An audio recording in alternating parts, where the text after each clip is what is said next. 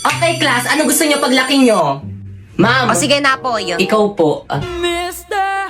Cupido, ako na may tulungan. Ma'am. O sige, ikaw naman. Ma'am, gusto ko paglaki ko maging isang abogado para ipapakulong ko lahat ng mga marites naming kapitbahay. Pinagkalat ba naman buntis daw ako? Yan tuloy, muntikan tuloy akong patayin ng nanay Very ko. well said. Ako naman po psychology para ipapadala ko po sa mental hospital lahat ng mga baliw na baliw sa kagandahan ko. Halabi, totoo ba yun? May nababaliw ba sa kagandahan niya? Wala, ate, may malang yan. Oo nga. Mukha ba ako nakikipagbiroan? Ma'am, pwede ba tayo mag-usap? Tayong dalawa lang. Kayo mga teacher kayo, lumabas muna kayo sa room na to. Now! Ay sige ma'am, lunch lang muna kami ma'am. Sige ma'am, kita na tayo sa may canteen mamaya. Ikaw mama, bakit ba lagi mo na lang ako pinapahiya sa mga classmate ko?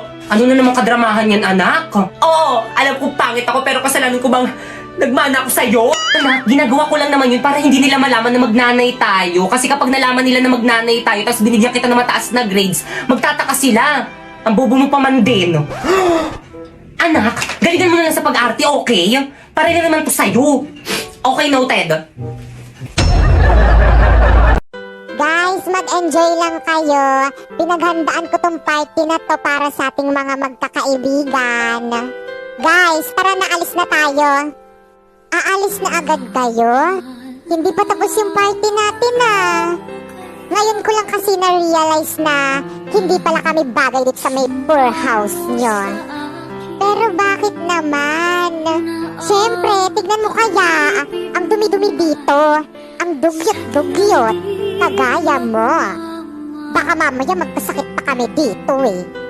Hindi naman ganun yun eh. Pinagandaan ko kasi itong party na to para sa atin eh. Dito muna kayo. No thanks na lang. Let's go guys. Huy, wag naman kayong ganyan. Oops! By the way, hindi ka na namin friends. Poor. Nay, nandito na po ako. Ate, wala na po si nanay. Ano? Umalis ka nga dyan. Nay.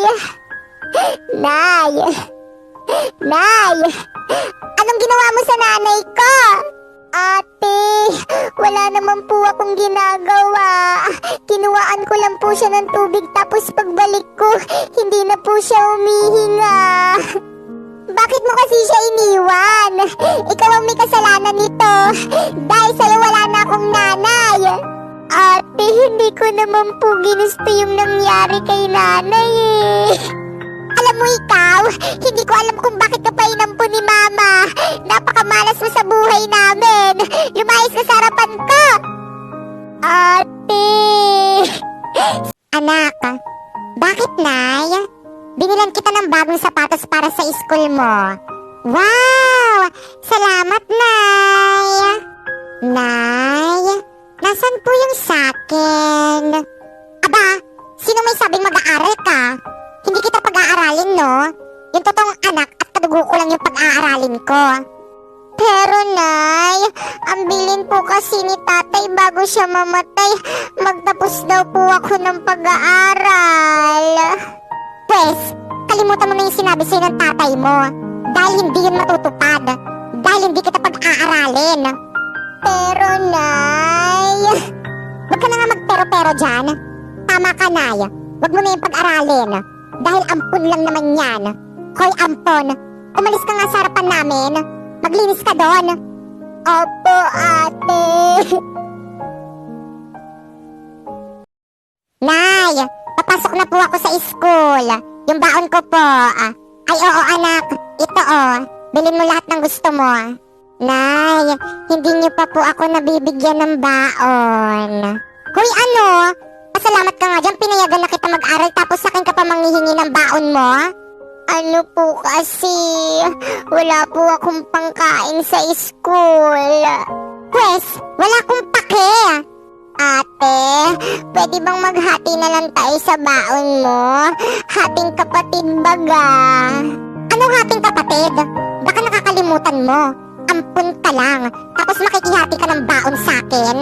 Ate, maawa naman kayo sa akin. Paawa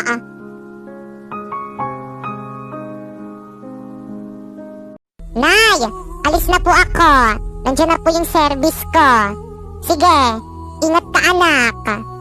Ate, wait lang po. Sabay na po ako. Anong sinasabi ng ampon na tunay? Hindi ka naman bayad sa service eh. Ako lang yung binayaran ni mama.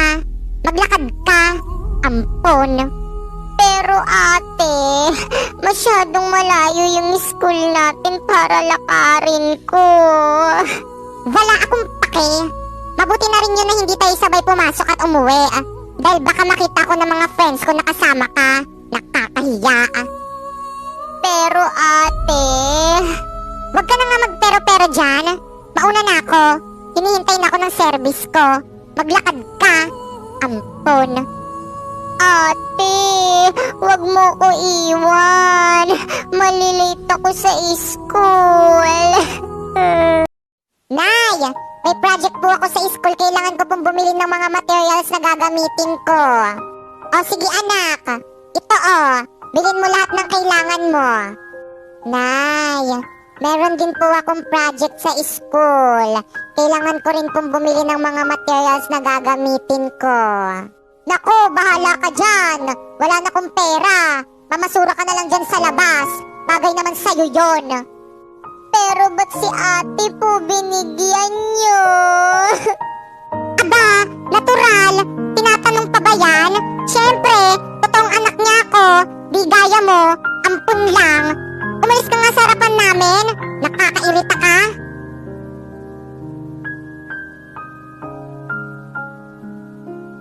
Hoy, ampon. Anong ginagawa mo? Di bang sabi ko maglinis ka ng bahay habang wala pa si nanay? Sandali lang po, ate. Tinatapos ko lang po yung assignment ko sa school. Ano? Uunahin mo pa yun kaysa mga pinapagawa ko? Akin na nga yan? Ate, ibalik mo po sa akin yung assignment ko. Ito yung inuuna mo, ha? Pwes, ito yung dapat gawin dito. Yan. Punitin. Sirain. Ate, ba't mo naman sinira yung assignment ko? Pinaghirapan ko yung gawin eh. Wala akong pake. Maglinis ka na nga doon. Linisin mo yung mga kalat na yan. Napakakulit mong ampun ka.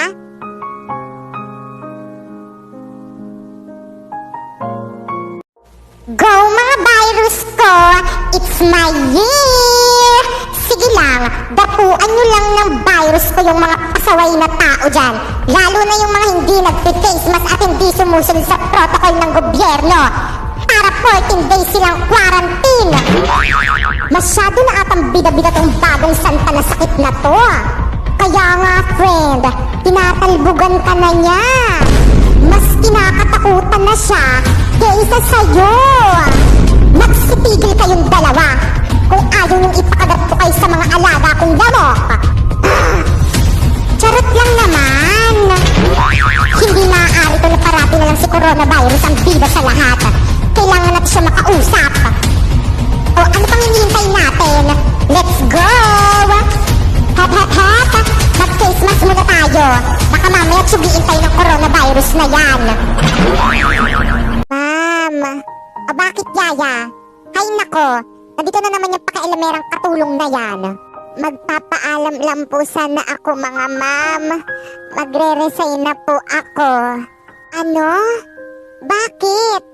Yaya, kung dahilan to sa pagmamataas ko ng boses sa'yo, sorry. Stress lang talaga ako sa trabaho.